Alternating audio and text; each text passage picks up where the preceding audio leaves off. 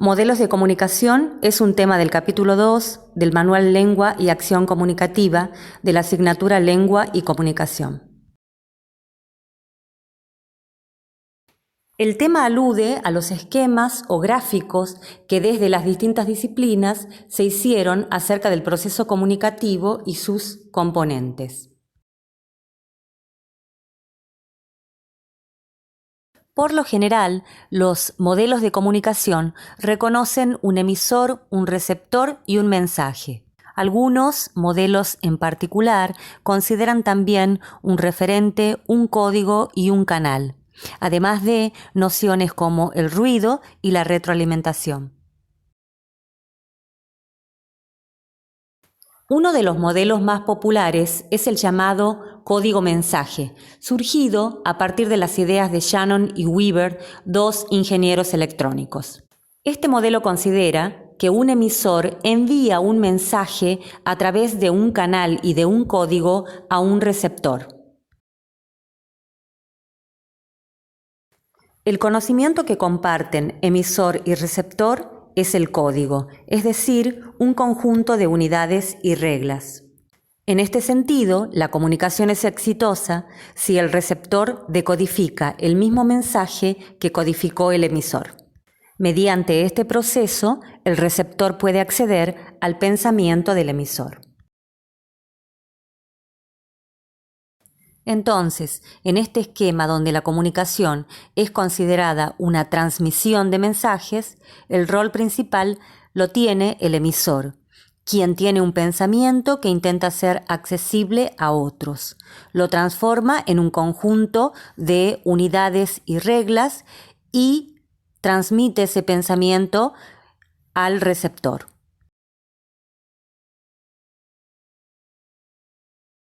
Otros elementos a tener en cuenta en el proceso comunicativo son el ruido, la redundancia, la entropía y el feedback. El ruido es la interferencia que obstruye el canal y produce que la comunicación no sea eficaz. Por ejemplo, en una conversación donde varias personas hablan a la vez, se produce ruido.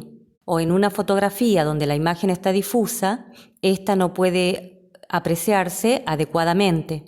La redundancia es la posibilidad de repetir el mensaje por distintos canales. Es decir, para que la comunicación sea efectiva, muchas veces enviamos mensajes, por ejemplo, por correo electrónico y también por mensajes de texto o por WhatsApp a través del celular. Así hacemos uso de distintos canales para asegurarnos de que el mensaje ha llegado a su destinatario. La entropía se refiere a la información impredecible, inesperada en el contexto en que aparece. Este término proviene de la física y se refiere a un grado de desorden en determinado sistema. Cuando aparece información entrópica en un mensaje, puede interpelarnos como destinatarios. Nos hace pensar sobre él o los mensajes que se nos ha querido comunicar. Es así que desde el arte, como la literatura, la publicidad, el humorismo y el ingenio popular, podemos encontrar expresiones con información entrópica. Esta la encontramos también en dichos populares y en refranes. En estos ejemplos observamos que la entropía puede encontrarse en la expresión lingüística y también en las imágenes.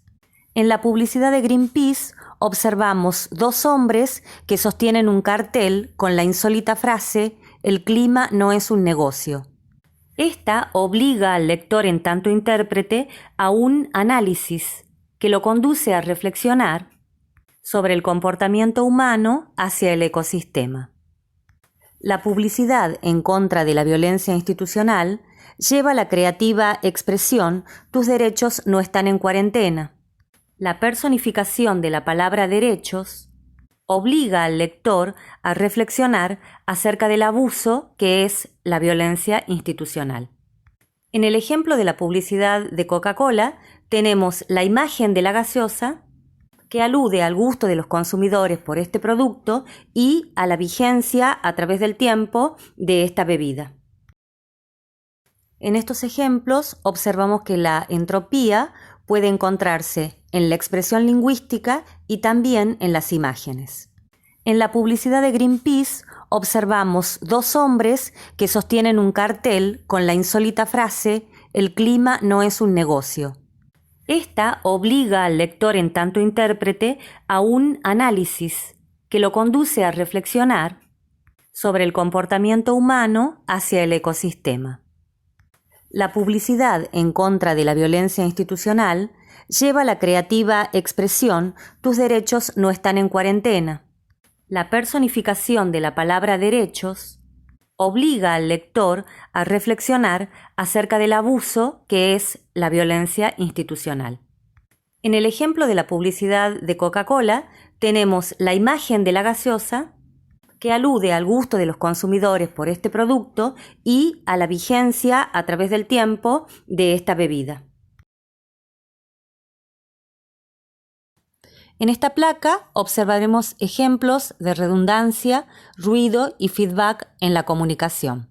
En el caso de la publicidad de la hamburguesa, observamos que tanto la imagen como la expresión lingüística aluden a un mismo referente, que es este producto comestible, que es la hamburguesa.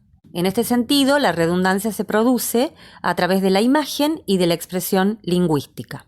En el ejemplo de las dos personas que intentan dialogar en la calle, aparece el ruido como una interferencia en el canal auditivo. Esta interferencia imposibilita la comunicación. En el cartel sobre el ascensor hay ruido o interferencia provocado por la extensión de la frase, por lo detallada que se muestra. Este mensaje puede resultar confuso para el receptor, a diferencia de lo que sería como se muestra hacia la parte derecha. Sería más efectivo. En el caso de la historieta de Mafalda, se ve claramente la alternancia de roles entre emisor y receptor, es decir, el feedback, la posibilidad de que un emisor deje de ser tal para convertirse en receptor dentro del proceso comunicativo. El modelo Funciones del lenguaje pertenece al lingüista Roman Jakobson, quien parte de los componentes y participantes del proceso comunicativo para elaborar 6 funciones del lenguaje. La función referencial hace hincapié en el referente, es decir, en aquello que se encuentra en el exterior y de lo cual se habla. Por lo general hay una función informativa en el lenguaje y esta se encuentra en textos periodísticos, en textos expositivos y científicos. La función emotiva o expresiva hace hincapié en el emisor.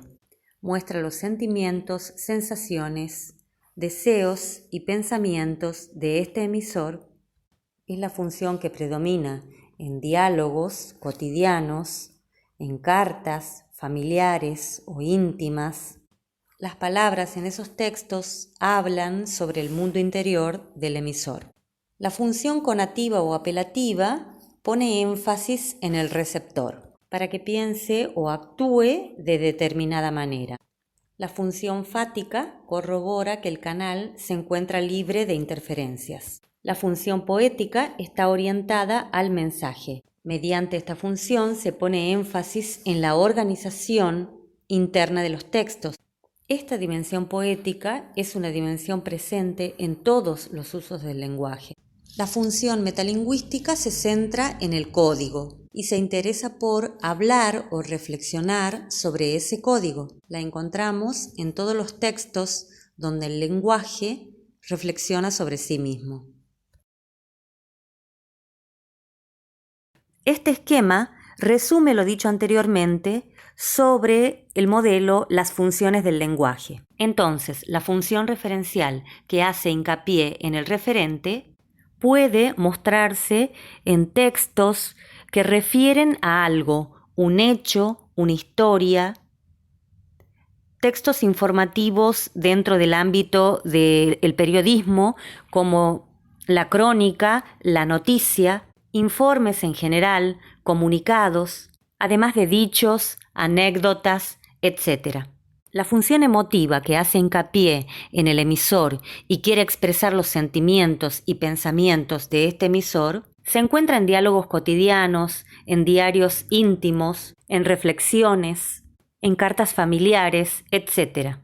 La función fática, que corrobora que el canal esté libre de interferencias, puede encontrarse en diálogos o conversaciones donde dos o más personas quieren saber si su mensaje llega al destinatario. Cuando hacemos referencia al canal, es decir, al medio por el cual el mensaje va, sabemos que puede ser de distintas maneras. Puede ser el canal acústico o puede ser un canal visual, etc. La función poética hace hincapié en el mensaje, en la combinación de las palabras y las frases para que produzca determinado placer estético en el receptor. Esta función poética podemos encontrarla en el discurso propagandístico, por ejemplo en las publicidades, en la literatura, en el mismo discurso político, e insistimos, la función es provocar un efecto estético en quien escucha o lee estos mensajes. La función metalingüística, que hace hincapié en el código, aparece en textos donde el lenguaje reflexiona sobre sí mismo y habla sobre sí. Ejemplos de estos textos podemos encontrar en las definiciones de los diccionarios, de las enciclopedias, en exposiciones sobre la lengua, donde el código lingüístico reflexiona sobre sí. En esta placa tenemos ejemplos de la función referencial, la función emotiva, la función conativa y la función fática. Y por último, en esta placa encontramos ejemplos de función poética y función metalingüística.